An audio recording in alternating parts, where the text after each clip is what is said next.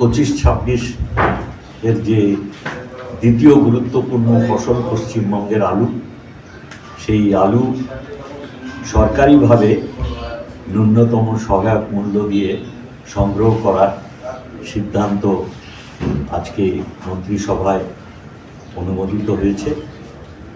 মাননীয় মুখ্যমন্ত্রী পশ্চিমবঙ্গের কৃষকদের অভাবী বিক্রি রোধ করার জন্যে যেমন একদিকে আমাদের মূল ফসল ধান সংগ্রহ করেন ঘোষিত এমএসপি থেকে বেশি মূল্য দিয়ে, ঠিক একইভাবে আমাদের দ্বিতীয় গুরুত্বপূর্ণ ফসল আলু এই রাজ্যে নিদর্শনস্বরূপ গত 14 বছরে মোট 5 বার কেনা হয়েছে। সঠিকভাবে বলতে গেলে 6 বার।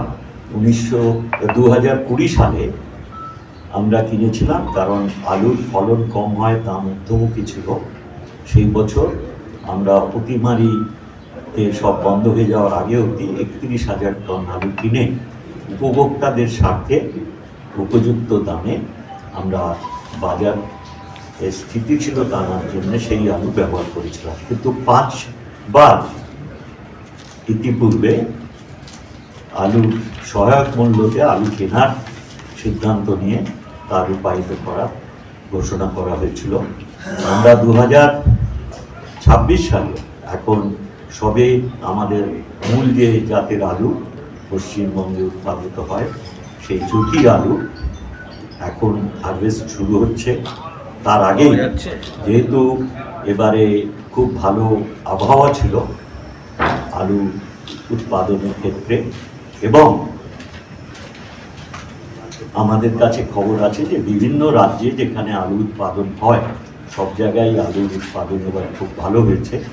সেই জন্যে একটা আশঙ্কা আছে আলুর উৎপাদনের ক্ষেত্রে যেই এটা গতি পাবে আলুর দাম কমতে শুরু করবে।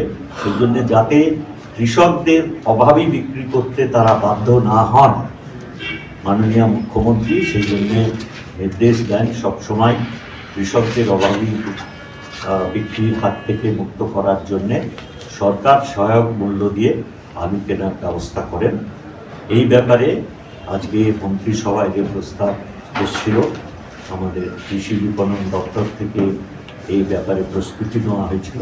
তাদের সেই প্রস্তাব মাননীয় মুখ্যমন্ত্রীর সভাপতিত্বে আজকে মন্ত্রিসভা সেটা অনুমোদন করেছেন, এবং আমাদের মার্চ মাসের শুরু থেকে যে মুহূর্তেই আলু উঠবে সরকারি সহায়ক মূল্যে গুণগত মান যাচাই করে 9.5 টাকা দামে কেজি প্রতি এই আলু কেনার ব্যবস্থা হবে কোল্ড স্টোরেজের গেটে, এবং তার 35 কুইন্টাল অর্থাৎ 350 কেজি 70 ব্যাগ 50 কেজির ব্যাগ হয় আলুর।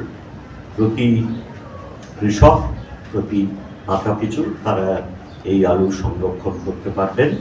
সরকারি মূল্যে কিনে আমাদের সেগুলি হিমঘরে রাখা থাকবে, এবং জুন মাসের পর থেকে আমাদের ক্রমশ সেই আলু বাজারে ছাড়া হবে।